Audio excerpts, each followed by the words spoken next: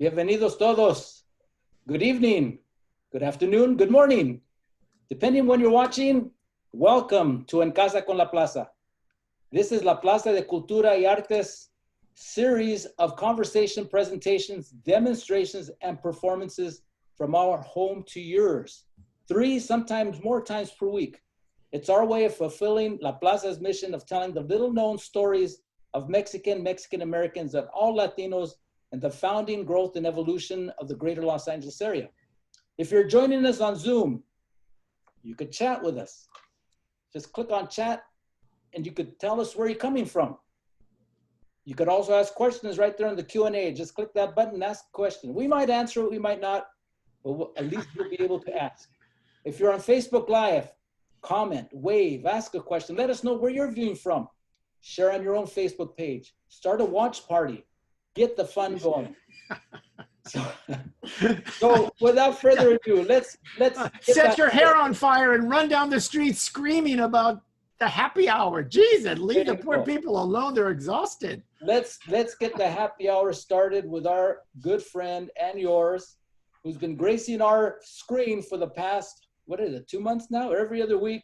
I guess. El señor Don Dan Guerrero. I finally reached the age where you can call me Don Dan Guerrero. Holy moly. I knew that would happen. How was your week, Abelardo? It's been for myself, it's been kind of a hectic week because I'm planning on taking a week off next week for Labor Day, but then also going up and escaping into the mountains for a little while. Good for you. Good for you. I have so many friends doing that, and I still just do pavilions and Gelson's and CVS. Yeah, I'm still trying to stay safe, you know, but anyway. So I heard some good news that the Eddie Olmos program is Zoom is going to have an encore. You're absolutely correct. You know, we can't let our public out there do a week without En Casa con la Plaza. So we're going to be offering 2 encore performances. And next Friday, here we show it, Dan Guerrero's Happy Hour with Edward James Olmos. Originally aired on back in August, but it's one of our most popular En Casa sessions, so we're bringing it back to you. And it'll be hosted by our CEO, John Echeveste. He'll be welcoming our guests, then he'll be rolling tape, and you'll be able to see the conversation between Dan and Eddie all over again, or for the first time. You know, that was such a wonderful show because, you know, I think many times interviews, and I don't consider these interviews, I consider them conversations, but, you know, they get a 10-minute segment or 15, but this is an entire hour where people tell stories that, you know, I know there was a lot of a great response about how he got the role of the Pachuco. You know, nobody knew that. Even I was fascinated with that. So, of course, every one of our guests is special, and we have a really special one tonight I'm happy to introduce. So go away. I'll see you at the end. And no, I mean that in a good way. I mean that in a good way. I'm so excited to have somebody. I just love all my guests. And this remarkable woman has literally graced the great opera stages of the world with her rich, dark mezzo-soprano voice. She's a music educator, a single mom, and quite the pistol. So I'm thrilled to introduce mi amiga, la divina, Suzanna Guzman. Zooming girl. Ole, ole. I'm trying to find my computer video. What happened to you? Can you hear me? I can see you. You can't see me? I can't see you. I'm looking for you. I found you. Aha! Okay, what are you drinking? You obviously started too soon. I am having my favorite, which Margarita? is Margarita on the rocks with homegrown limon. Here's to you, darling. Here's to you, sweetheart. I'm so happy to see you. I noticed we're both wearing red, and we did not plan that, but it's pretty cool. We did not, because red is the color of our passion. That's right. That's right. Thank you for doing the show tonight. You know, it's funny because I do invite friends on, and I guess eventually I'll have other folks. But even when talking to a friend, I do a lot of research, you know, and I find out all kinds of interesting things. And you've had such a rich and varied career, goodness knows, and we're going to go into all that. But I was surprised to find out that really your first gig was in Spanish here in LA at the Bilingual Foundation for the Arts for Dame Carmen Zapata. That's right. You know, we used to rehearse at the old city jail. And I think the funniest story, especially because I have to give a shout out, my cousin Molly is watching us right now from Santa Ynez, California. Wow. So she just said hello to us via chat. Hi, prima.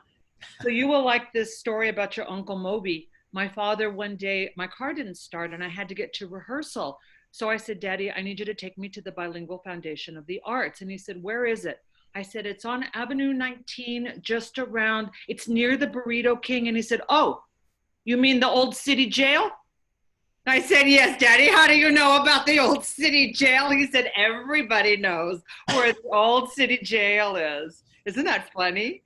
Oh, and it was an old jail, but you know, before I want to talk obviously about your debut there, starting your career there, I should say. But I do want to give a shout out to Carmen Zapata and the Bilingual Foundation of the Arts. I think too often we don't honor our heroes, those that, you know, walk before us. So I'm going to read off a couple of things about Carmen Zapata.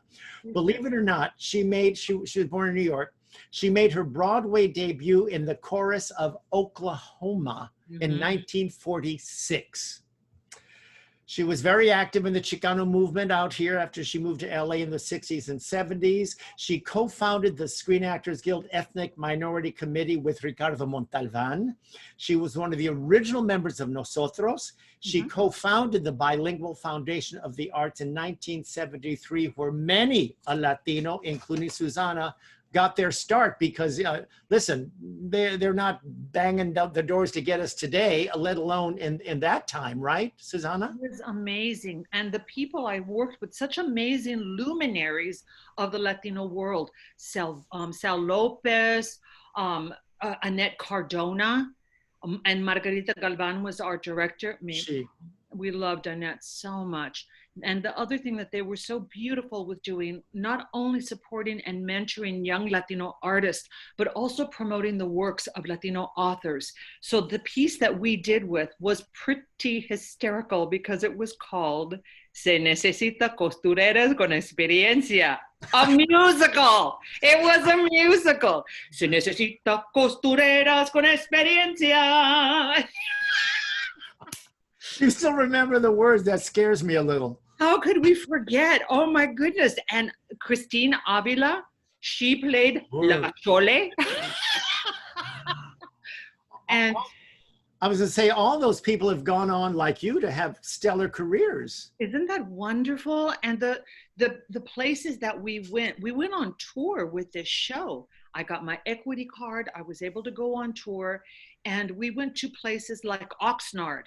And San Jose Center. It was the Central Valley. It was a bus and truck, and it was absolutely the most exciting experience. Don Potter played the head of the factory, and he was Carmen's love interest. And I don't know if you remember Don. He was Snoopy on Broadway.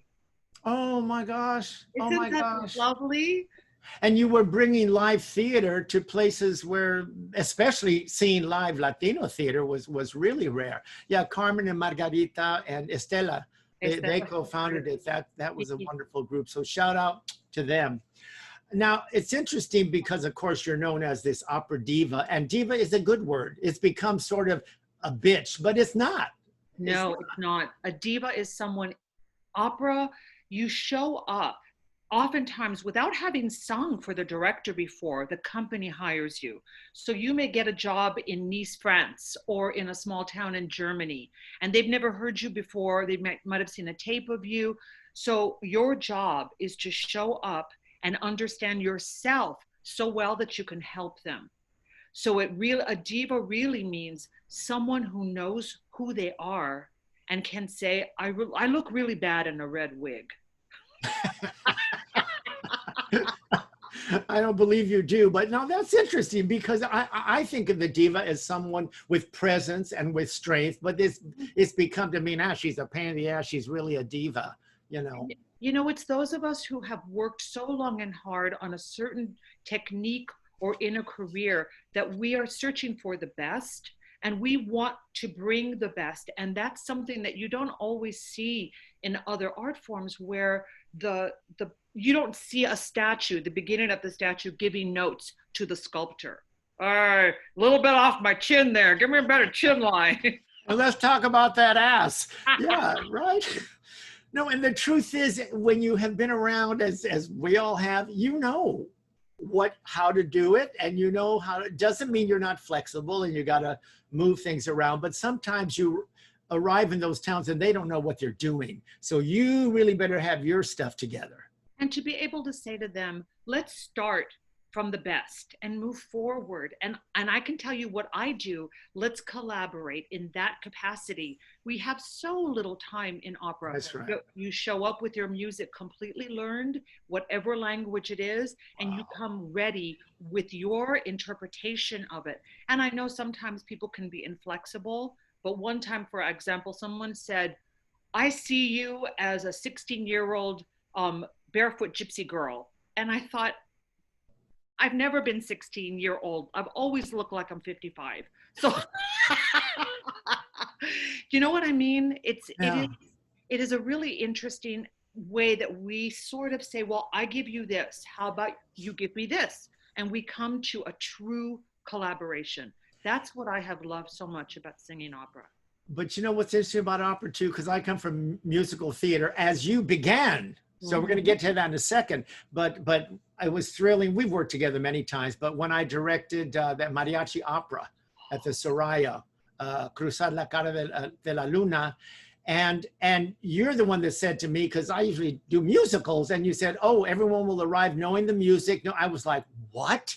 And sure enough, man, that first read through, all the singers sang full out. They were not marking, and they knew it. It was shocking to me. You know what you did that was so amazing, though, because I was reading the script, and my character, Lupita, is supposed to be best friends with the soprano. And I read the script and completely discounted myself and thought, well, how could I be Lupita's young friend? And you were so great. You said there's nothing here that says age is discriminating in the score. She could be your friend no matter what your age is.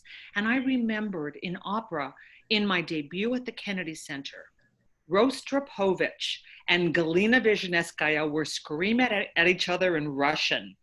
And finally, Rostropovich looks at me and he says, we are arguing because the score says you are blonde and blue-eyed. We put the wig on, blue eyeshadow, you be beautiful. They didn't care. They didn't care. I played a blonde, blue-eyed Russian princess, and they didn't care. And it was so thrilling to be somewhere where my height, my age, my coloring did not make any difference at all. Liberating. That's a perfect word. Liberating. It was fantastic, and they did not get in my way whatsoever. It was, I put blue eyeshadow, you be beautiful. I'm going to quote that forever. I love that. Every time I see him, I would say, you know, you put blue eyeshadow, you be beautiful.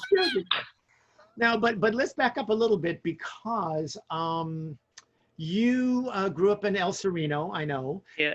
But first you were going to go into musical theater, not opera. So number one, and we have a great photo of you in El Sereno. Abelardo, look at that little girl. Look at that little girl. Is it Easter Sunday?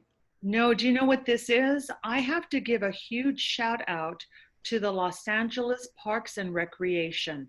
My playground, El Sereno Playground, held these amazing shows. This was for May Day. Oh. And what you can't see is there's a little purple flower to my, I'm standing next to a throne. Oh. And my older sister is the May Queen. Oh my gosh, I'm surprised you didn't knock her down and take the throne. Well, you can see it's just me. Crop. Yeah. But we had a rhythm class. And when I was 4 years old, Mrs. Pickart, I'll never forget her name. She had a magic box of musical percussion instrument, and she was paid through LA City Parks and Recreation and Parks, or Parks and Recreations. And it was sort of the precursor to the preschools, the Head Start programs. We would take out our tambourines, our claves, our little sandpaper, our triangles, or the little finger cymbals, and she would play a waltz or a polka, and we would get up and walk in a circle to da da da da dum, ding ding, ding, ba da da da dum, or to a polka where we would do da da da dum, or a march, or any of those things, and we felt what it was like to have music in our bones. I did my first show in my life at El Sereno Playground on the 4th of July. I was hysterically a 3-year-old alien, not illegal alien like I was with Dame Carmen, but an alien. And they had us paint our face green, and they put us in this gigantic paper mache spaceship. Wow. And all they told us was be very quiet. We walked onto the field of the baseball field like Fred Flintstone in his car. There had to be 50 of us. And our only stage direction was, when you see the door open, run to your mother. So there were these 3-year-old little kids looking like Martians with green face and tinfoil antennas pouring out and running everywhere to try to find their parents. I'll never forget that. Well, those days of music education in school, I remember at Humphreys Elementary in East LA, I don't know, maybe 3rd, 4th grade, and the teacher played a harpsichord. And I thought, where would I have seen a harpsichord? And I thought it was the most magical sound ever. And we learned the Moldau. And I still can hear that. I mean, those things stay with you, and those are gone. But we're going to talk about things like that later on. So wonderful. Well, that was my first experience growing up and now, is that how, what introduced you to musical, that you wanted to go into musical theater initially? Because you did Sacramento Music Theater, the Old Globe, you did lots of Broadway musical type things before opera. Fear. I was in a rock band, and it was called Apricot Brandy, and we toured the entire Northwest Circus. I literally sang dance music, top 40 dance music. How old were you then? 19 years old. And my boyfriend was the guitarist. I still remember I made $60 a week, which was, horrible for that time too. But I got a chance to sing and get paid. We stayed in like Holiday Inn motels. They were like not the best, just a step up from Motel 6. And I lost my voice. And my friend Alba Quesada, who was my best friend in high school, she said, because you don't have a voice teacher, you need to have someone teach you technique just like an athlete. And she gave me an aria, and it was called the Habanera. And I worked with her for 2 months. Her name was Joan Zajac, and she still is teaching young voices how not to hurt themselves. And Joni said, after 2 months, go and sing for Dr. Van Grove. And I thought he was an ENT, and he would look at my chords and hear me sing and say, okay, just do this every day and go back to the band. And instead he said, you're hired. And I said, what are you talking about? And he said, I would like you to sing Carmen. That song's from Carmen. I'd like you to sing the role of Carmen for me. And I said, what kind of doctor are you? And he said, I'm a doctor of music. This is an audition. I thought he was a medical doctor. So the first time I even heard the word opera was then. And you're 19? Is this when you're 19? And so I went to go sing it in a little town in Arkansas called Inspiration Point. I went to go sing the opera Carmen, never even heard of it before. And I loved it, but there was so much culture surrounding opera. It was terrifying for me. So immediately after that gig, I went back to school. I thought I'm going to learn. And I went to Cal State Los Angeles. and I decided I was going to study theater. But in those days, if you don't have guidance, you need someone in your world to tell you this Sure. is the way you get to your path. So my first quarter at Cal State LA, I took tumbling and trampoline, physical conditioning, beginning tennis, Shakespeare 405, which was an upper level Shakespeare class. And I just burnt me out. I didn't know what to go. So I took a job as an assistant manager at the John Tracy Clinic for the hearing impaired children and their parents. And during that time, I was cast as Tup Tim in King and I with the La Mirada Civic Light Opera. And I got to a point, that was my first musical. I got to a point where I thought, I could do that. I can't do opera. It's too intimidating. Or I could be a business manager for the rest of my life. And I chose Tup Tim. Tup Tim wins. I chose Tup Tim. I never went back to the band, although we played at Gazzari's and the Starwood, but we even headlined for Van Halen at the Whiskey A Go Go. Oh my God! Now I didn't know that you had already been in King and I when we met. Should we jump to that story? That was in I would say that had to be 1980. I was 4. You must have. No, but how we met because of King and I, that was late 80s. Yes. That was like 87, 88. I think it was 86. Okay. I think Maybe. it was, yeah. Because I was already at the Met in 1989. Okay. So I'm going to tell my version and then you tell it from your POV because it's the same story, but coming from different places. I love that. When I first moved back from New York, I was casting for a couple of years, and I was casting The King and I for Yul Brynner, who was going to do the 50,000th performance on Broadway. And I did casting in LA. And so I was casting lots of big Broadway musicals out here.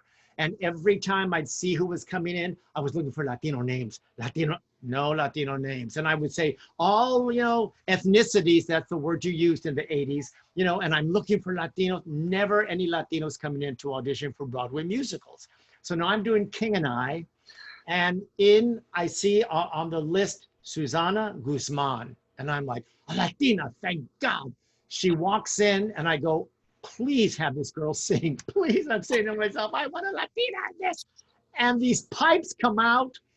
And I wanted her to do Lady Tiang, the #1 wife, But she did get cast. Yul Brynner cast her. And she did go to Broadway. But she played, tell them. I was Amazon #2. And we have a photo proof of that. We do. There I am. Now, what is the version from your point of view to coming into audition and seeing a Latino casting director, which was as rare as seeing Latino? It didn't. I felt like I was seeing a cousin. You were so supportive. I heard this weird adage that for every 30 auditions that you do, you'll get 1 job. So I went to every audition, whether it was right for me or not. And I saw this one that they really wanted people of color for this audition, but I had done already. I was on number 29. And pretty much I was typed out of everything, except for I had sung the Carmen Zapata gig. I had done the Old Globe. It was an educational theater department show that I did for Outreach for Kids. And we did Shakespeare for children. And that was so much fun. And I did Godspell at the Theater of Light on Franklin. Do you remember that great theater? Chris McDonald was my Jesus, or Judas. He was Judas. So many great people came from that show. But I didn't expect for anything, and I typically would get up and sing, and I would get typed out. I wouldn't even get to sing. Sometimes they would just type us out. Sometimes they would give us a dance combination, and I can move, but I wasn't a jazz dancer or a ballet dancer. but you were so supportive. And by the time it got time for me to sing, I knew I had a shot at it. It was, I mean, I was so shocked though when I got the phone call. It was already, I knew enough to not get too hopeful, but I also knew enough to know that when I got to the final callbacks that there was a chance. It was amazing. And shall I tell you what happened during that Amazon #2 stint? I was in the show for 6 months at the Pantages. Before going to Broadway. Yes, before going to Broadway. And I will tell you, I did go to Broadway, but that's part of the story. I didn't go to Broadway with King and I. They were going to Broadway. Well, first I have to tell you what I did for Amazon #2. I did this for all of Act 1 and this for all of Act 2. Well, I can see why you were cast. Look at that. That's flawless. You can still do it. You still got it, girl. I have to sing what my big solo line. It wasn't even singing. I sang, getting to know you, getting to know all who are like you, getting to hope you like, that was my line. Oh God, I love that. We had to call him Mr. Brenner. Yeah, I remember.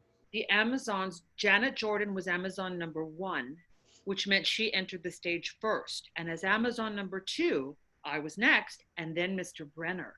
So every night we would climb up the stairs, Janet first, and then me, and then we would listen for his footsteps. So our calls to places was 5 minutes before Mr. B. So we would stand there, and when we heard him touch the first step, together with our hands like this, we would turn and say, "Good evening, Mr. Brenner." And he'd say, "Good evening. Did I ever tell you?" And he would tell us these stories. Oh, wow. It was awesome about being a trapeze artist, and he had a radio show, and they would be bowing on stage waiting for his entrance for 10 minutes, and we would be listening to him tell us a story. You should have snuck a little tape recorder in your Amazon bra. He had this great trick he would do whenever there was a Laker game, because he was a huge basketball fan, and he would say, why he liked, who is his team? I want to say it was a Boston team. And he would say, wives in favor with King 95, wives out of favor with King 66. And that was his secret way to tell us what the game score was. So one night I turned to him and I said, "Mr. Brenner, could I speak to you?" And Janet was horrified. And he went, "Yes. Come to my dressing room at intermission." So I went to his dressing room, and I had told him that I had won the Metropolitan Opera competition. I had tied for first place with Deborah Voigt. And our competition was the same time as our Broadway debut for the 5,000th performance. So I asked him, I said, "Mr. Brenner, I've always wanted to go to Broadway, but the Met has asked me to come to New York the same time. But if there's any chance I can be Lady Tiang in New York, I will tell the Met no." And he said, I said, "So is there a chance I can do Lady Tiang?" And he said, "No." Wow. Wow. Just like that. And I said, "Mr. B, may I ask why?" And he said, "Because you're too tall." And I said, "Mr. Brenner, I'm on my knees almost the whole time." And he said, "Suzanna, you have a place in this show and company any time as Amazon #2. But I want you to remember, you should go to New York because the Metropolitan Opera is on Broadway." Isn't that lovely? The best. The best. He was, I think that all of us in our business need someone like you who believes in us and who encourages and who helps us make choices like Mr. Brenner helped me make mine. Yeah. You opened the door and you kicked me in. Take this job, dagnabbit. I was so excited when they cast you. I thought, okay. But listen, so then you go on to this magnificent career, and we have a little montage of photos here because your roles have been so varied. So I want to, Abelardo, yeah, tell us a little bit. This is Florencia. Oh, this is an amazing opera written by our beloved Daniel Catan. Yes, That's beautiful, beautiful man. Hector Vasquez. And I play a woman named Paula, and that's my husband, Alvaro. And we are a middle-aged couple who share a love of opera. And we're going on the Amazon down to the opera house in Manaus, based loosely on Love in the Time of Cholera. And we had the greatest back and forth sniping tennis match. So I would say, why did we come? Que aire irrespirable. And then Hector would say, well, then don't breathe. Where was this? Where was this? Oh, Dan, we took this everywhere. Whoa. That is such a, I'll tell you, that is so awesome. But wait, let's back up. Let's see where we're, Abelardo, where are we? Okay, well, I guess forget Florencia. Let's move on to Butterfly. Butterfly. So this is kind of great because it continues the King and I story. There are 20 national finalists for the Metropolitan Opera. I was a national finalist, but I was not a winner. But I told you I didn't grow up knowing opera. So when I did not win, they had this special, lovely thing that they do for all the artists. And when they leave, we had to leave the theater because we weren't grand prize winners. It's like American Idol. So as I left, this gentleman came up to me and he said, may I speak to you? And I said, of course. And he said, I think you should have won. You had my vote. And I would like you to come sing for my company, the Washington Opera. And I said, I'd be honored. I love Seattle. Oh, gee. Oh, God. See, oh my God. Oh, yeah. So it's just so depressing, but so that's just the start of my having my, and I apologize for the phone in the background. It will go off in a minute, but it was so amazing to me because I had so many people who did not mind that my foot was deeply inside my mouth all the time. That's hilarious. He is responsible. He's the next person who believed in me. And the first show I ever did was directed by Frank Rizzo. It was Madame Butterfly with Yoko Watanabe at the Kennedy Center with Richard Leach singing Butterfly, and with the Washington National Opera. The Washington Opera, for goodness sake, that's huge. It was amazing. And I ended up singing with them. This production took place in 1992, and I sang with them until 2006, almost every season. Wow. It was a beautiful company. Well, you formed those relationships. I think we have more photos, Abelardo. Oh, that, I look like that now, but that was literally this. So do I. So do I. This picture, I just love this picture. I worked a lot in Texas, but this particular picture was from a piece by Manuel de Falla called La Vida Breve. And I played the abuelita, and I got to sing to this. I was a little grandmother gitana, and the little song I sang to, you know, we're so positive. But Falla had these amazing songs that were so based on the folk songs of Spain and on the gypsy culture. In this particular song, she sings, Este pobre pajarito se va a morir, qué dolor. And it was just, she is yearning for a life filled with joy, but her life is filled with sadness and persecution. And her granddaughter ends up dying of a broken heart. Oh, very dramatic, very novela-esque. Very novela, big novela. And I think we have one more photo. Oh my gosh, that was so amazing.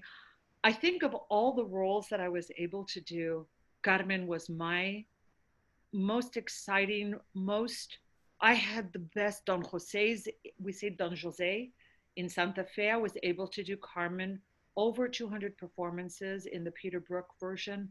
I sang Carmen in France, in all over the United States. I was so honored to sing this at the Kennedy Center. It was. And you also did Carmen at the Houston Grand Opera, where she was like a Tina Turner, and there was multimedia. That was, you made Time Magazine with that one. I did. And you know what was so brilliant about, there were two amazing things. We mounted two productions of that. We did a tour of that throughout the United States as part of festivals.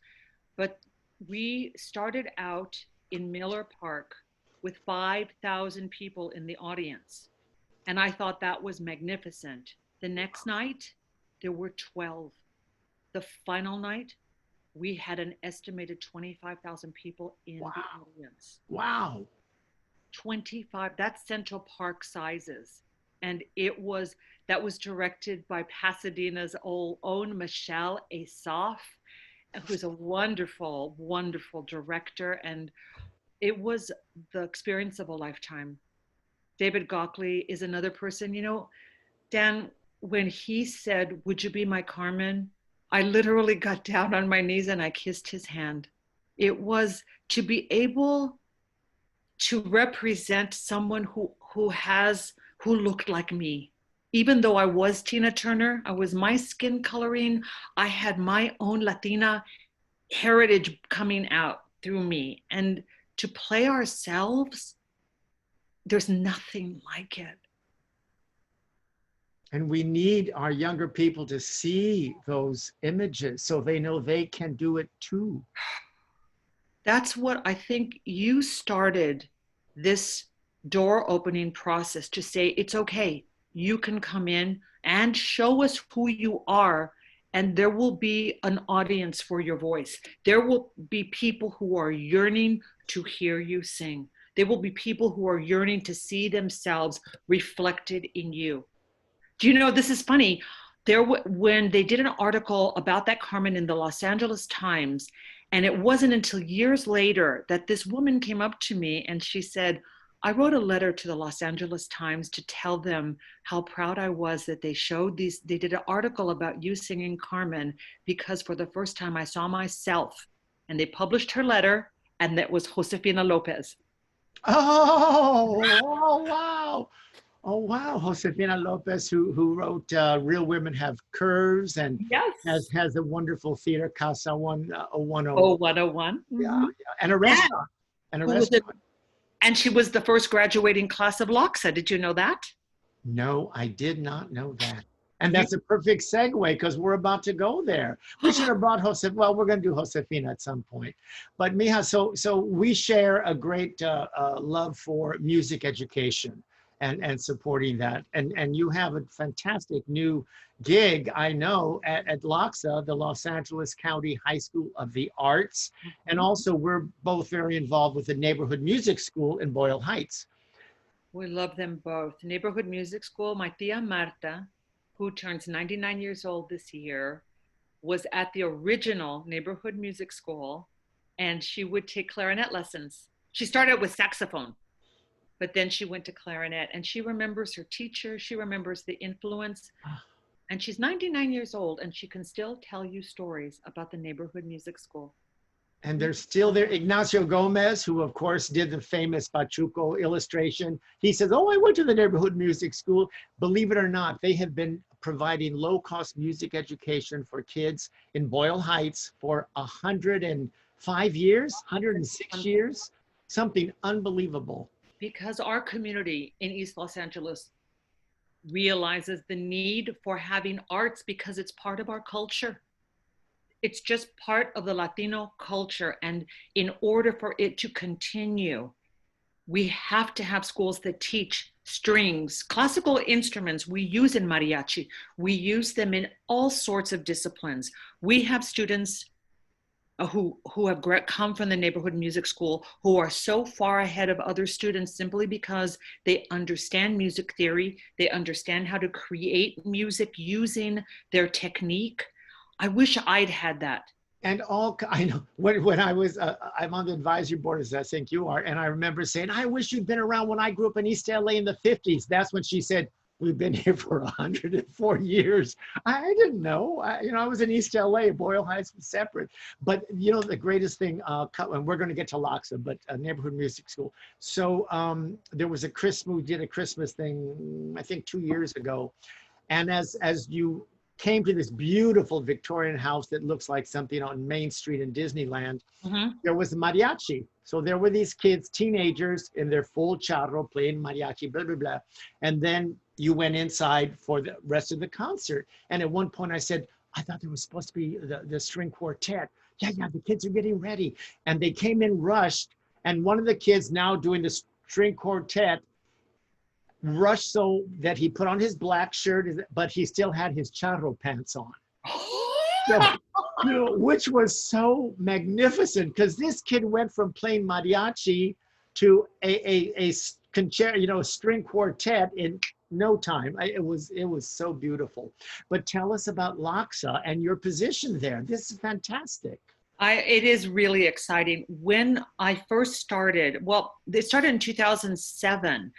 And my son went to a beautiful private school in Pasadena that we had a lovely scholarship. And I thought, I'm done. He's going to be a lawyer. He's going to be a politician. I'm so grateful they're going to take care of him. Well, somehow he heard about LACSA, located on the campus of Cal State Los Angeles. And he said, I want to go to this school. And I said, no way, absolutely not. You're not going to some art school. And I said, give me one reason why you should go to a school where they sing every day. And he said, because I don't want to spend the last years of my high school wondering if anyone knows who I really am. And that just, so. What's interesting is on their website, this line popped out to me. And if I can find it here, because I want to get it right. It says, LACSA provides a unique high school experience for those who know they were born to create.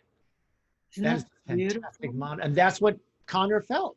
That's what he felt, and where he could be himself and accepted for who he was. And I am so completely grateful to this education, but I was skeptical.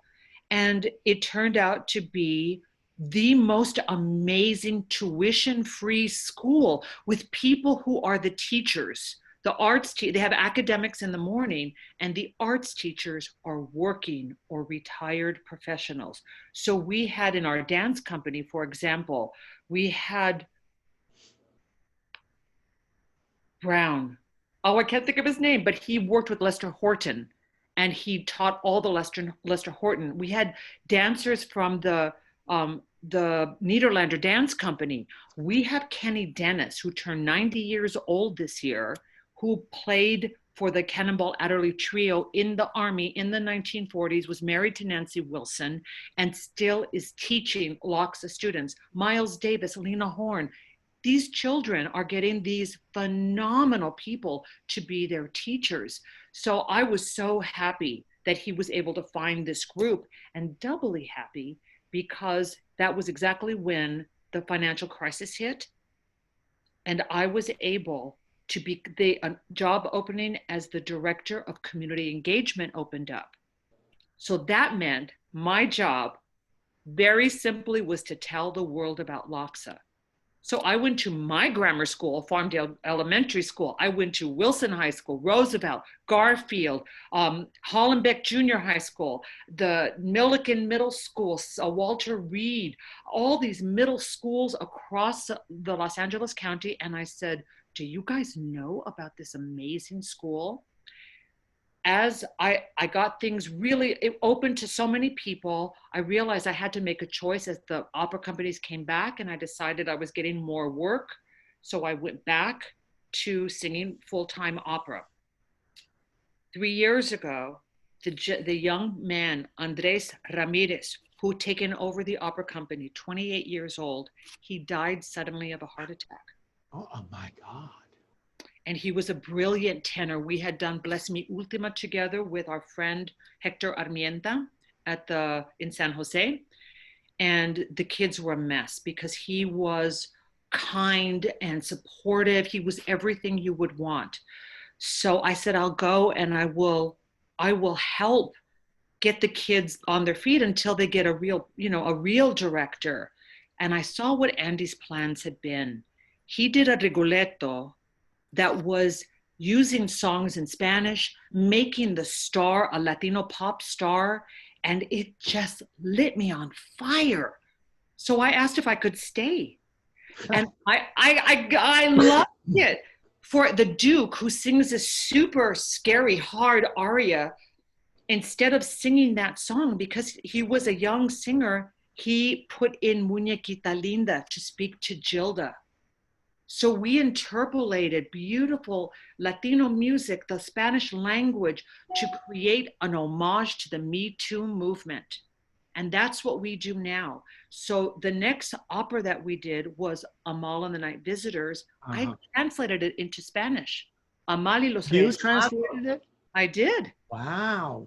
And it was so magnificent because we went to all the grammar schools and we taught the 200 children how to sing the shepherd's chorus. So when the mother turned and said, "Ahí vienen los pastores," she took her hands and lifted the audience like this. And 200 children stood up and sang, "Benjamin, Benjamin, Michael, Bartholomew." And they sang in our opera. And then the next one we did was Romeo and Juliet.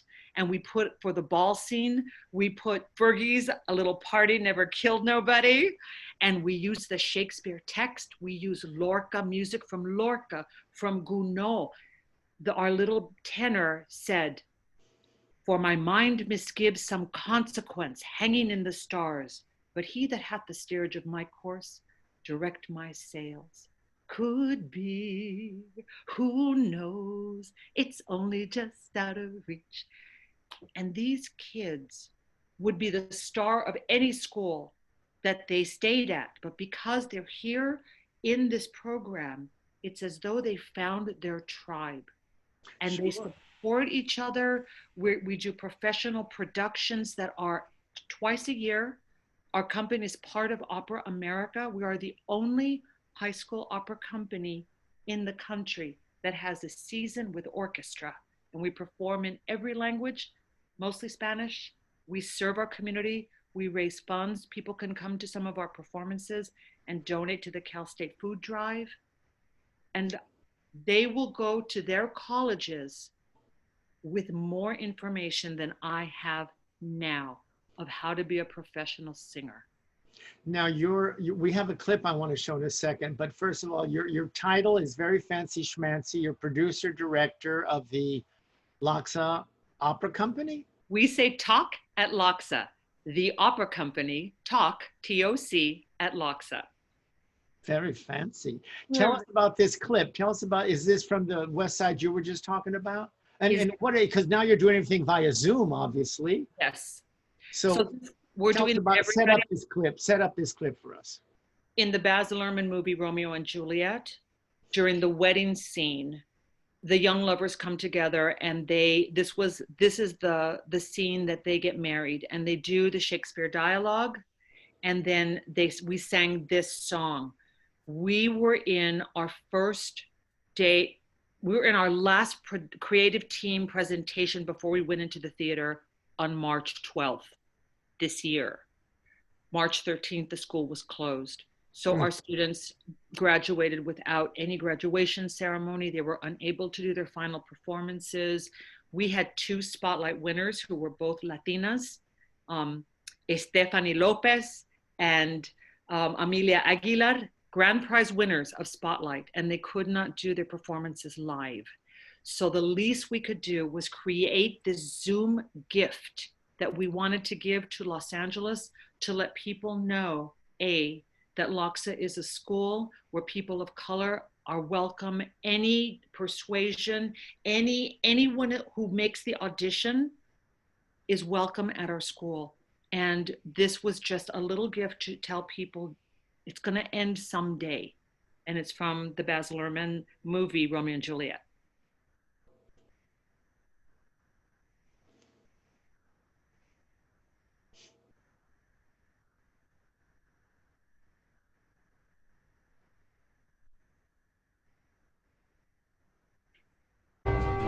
I'm counting on you to be there tonight. This is West Side. When Caesar wins I at know. Clarence Square I didn't want to stop you. You're on a roll. tonight. That Puerto Rican punk will go down, and when he's hollered uncle, we'll tear up the town. So I can count on you, boy. Alright, We're gonna have us a ball. alright. 1 to 2.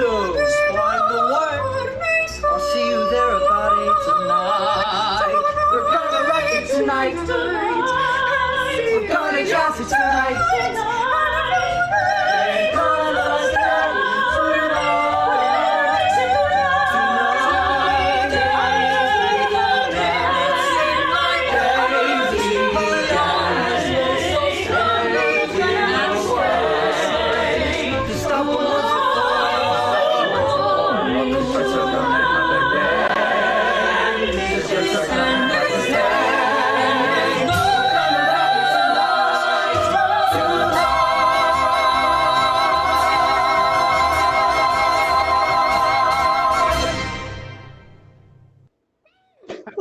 Do you want to set up this clip? West Side Story, the quick job. thought, wait a minute, did they do that in Boston and Romeo and Juliet? But Yeah, talk about it.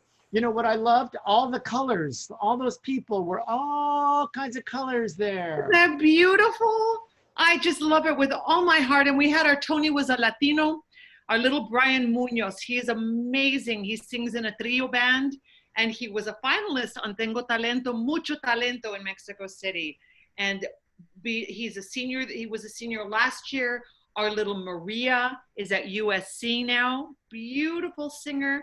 And our Anita is one of the winners, Stephanie Lopez. She was one of the winners of grand prize winner in classical voice for Spotlight.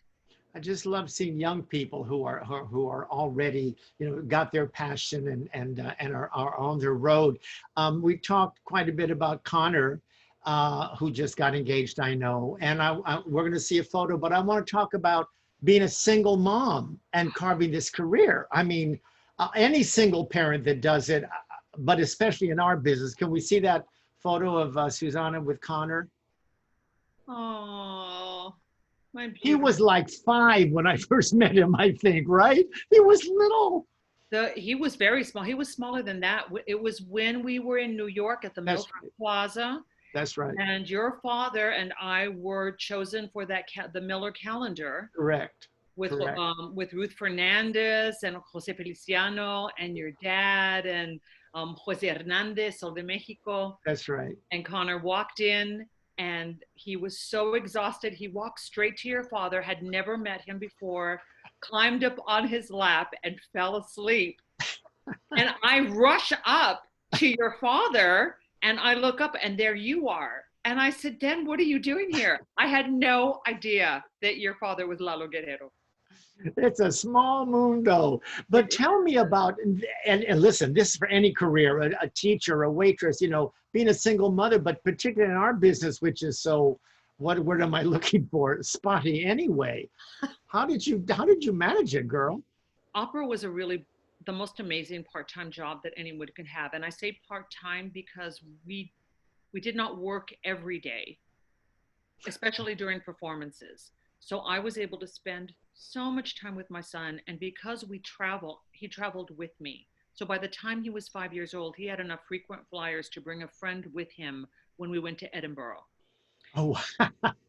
And I was very blessed. I had primos and my tia Babe, she traveled, and my sister, they traveled with us. So I was able to take family with me to Nice, to Montpellier, to Italy, to Germany, to England. It was really lovely, and to be able to have him with me. And then many times he was in the opera. I put him in Florencia.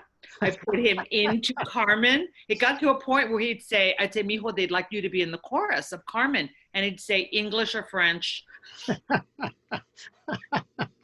it is incredibly hard to be a single mom working. And I'm so grateful for the people who are fighting for the maternity leave, for the family leave, to have our children be with each other in Head Start programs where they can get that extra care and focus on them that they need. I was blessed, and it was a miracle, Dan. I honestly think my career was because I didn't know what I was getting into. If someone had said, this is how it's going to be, I would have said, oh, I'm going to just stay a waitress. That is certain.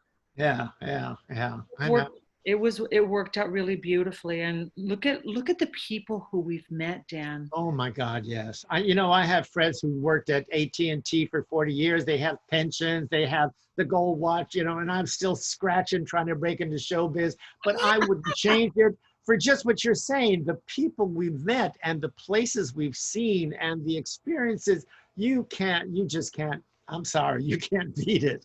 I wouldn't change a thing. I wouldn't either. And we may not see each other for a while because we're traveling or we're working on what's next. But the connection is always there. And with you and me and the people who are our family from Islos, Yes, yes. it's familia in the truest sense. And I love you so much. And I'm so happy that you're doing this. And I'm having the best time. What could be more fun but chatting with your friends and sharing your friends with other people? We have a few questions, a few Q&A. People have been sending things in. Abelardo, do you have a couple things for our friend Suzanna? Yeah, Dan, there was one that came in pretty early. And in fact, it was sent to us, and if I could find it here, it was, what do you see in your work with the opera company at Plaza and in your engagement as an artist in the field that excites you? The biggest thing I see, when I told you when I went to college, I had no direction whatsoever. Because I'm there and because my son is there, I have this amazing connection with groups like the Hispanic Scholarship Foundation, with groups who give amazing scholarships to our students. And one of them, you will never guess who it was. It was Eddie. Eddie almost put a connection to one of our boys in our visual arts department. He connected him up with Delacour, who helped pay for his insurance to go to the Boston School of Pharmacy in Boston. And Eddie Alvarez, the student, just wrote to me and said, I just thought you'd like to know that I am now an intern at Keck School for Medicine on Valley Boulevard, right across the street from Lincoln Park. Wow. That is the most exciting thing, to see our students get on a path that I could help them step on a path. And it may not be for the arts, but it is for being creative. And who wouldn't want to have doctors who are creative, or lawyers, or politicians, or our city advisors? That is the most exciting thing that Luxa has to offer in every art department. Fantastic. Well, we have quite a few viewers that are sending the hello. Beverly Arias. Oh! She loves the idea of student involvement. We have John Echeveste. You may know him. Bravo, bravo. John helped me sing my first time at Dodger Stadium. I was anthem girl because of John. Thank you, John. All right. Well, he's viewing, and Glenn Rader's in the house. Sandy Romero watching from Palm Springs. Caro Rivera watching from Elk Grove. We have Molly Carrillo Walker from Santa Ynez. I think you know her. That's so my thank you so much. As Dan was saying, the beauty of these sessions is getting to know people in a deeper way than just a 5-10 minute little interview. Dan goes deep. He does his research and he keeps it lively. He keeps it flowing. And we have such great guests such as you. We thank you for joining us on En Casa con la Plaza. Thank you, Suzanne. I love you. When is Connor due back? September 22nd. Thank you so much. Roberta Martinez, Karen Lewis, Olivia Revolado from Comisión Femenil. Thank you guys so much for being here today. And the wonderful thing is, this thing is forever. It's on YouTube. It's on the La Plaza website. It's archived. So this is forever. So it's a good thing you look so good. Well, the support from all of our family and friends and wonderful people, that is forever also. Thank you so much. Bye, mija. I love you. Thank you. Abelardo, muchas gracias. Muchas gracias. Buenas noches a todos. Bye-bye. Bye-bye. Well, we'd like to thank our sponsors, SoCal Gas and the California Humanities and National Endowment for the Humanities as part of the Coronavirus Aid, Relief, and Economic Securities CARES Act Economic Stabilization Plan of 2020. We're all at home right now, at least most of us are. You could watch these sessions, as Dan was saying, on our YouTube page at La Plaza LA, on our Facebook page at La Plaza LA, and on our website, laplazala.org. So if you didn't catch the entire session, or if you want to catch up with the 60, I think we're up to 60 plus more sessions, you know where to find them. And for our upcoming sessions, go to our website and also our Zoom page, and you could see what's coming up. Like I said earlier in the show, we have encore presentations next week, 2 of them of our greatest shows, I think. One encore presentation, When Community Creates Exhibitions, the making of Afro-Latinidad, Mi Casa, My City, an exhibition that was only open for 3 weeks at La Plaza before we had to close. So it includes the curator, an associate curator, one of the advisors, and one of the contributors to the show. And then, of course, Friday, September 11th at 7 o'clock, then Guerrero Happy Hour reprise with our guest, Edward James Olmos. But before I go, we just don't have En Casa con la Plaza. I'd like to announce formally today a new program, En Familia con la Plaza, a new virtual series just for families. Join our education department every month as they bring you interactive art, literacy, gardening, and culinary art workshops and activities that you and your family can do at home together. It starts tomorrow at 10:30 a.m. on YouTube. And let me just show you the little bit of the art. This is what our education department is doing. Tomorrow's first session is on a nopal family tree and a read along with one of our favorite authors. So check it out tomorrow on our YouTube at La Plaza LA, and we'll also be sharing on Facebook and on our website. Can I say something real quick? Go right ahead. I just want to say how wonderful La Plaza has reinvented itself, as everyone is busily reinventing themselves, institutions, individuals, and what La Plaza has done with all of these series and all the Zoom webinars, and they remain relevant. And so I just say kudos to John Echeveste and to you and to Mina and all the team there at La Plaza for what you're all doing. Well, thank you very much. We're all working hard behind the scenes and in front of you, and doing what we can to keep our artists and our art lovers connected. So thank you again, Susana. Muchas gracias. Dan, we'll see you in a couple weeks. Yep. With Marga Gomez. Marga Gomez. Marga Gomez. It's going to be great. All right. Thank you. Bye, everyone. Buenas noches. Bye, Suzanna Guzman. Bye-bye. Bye.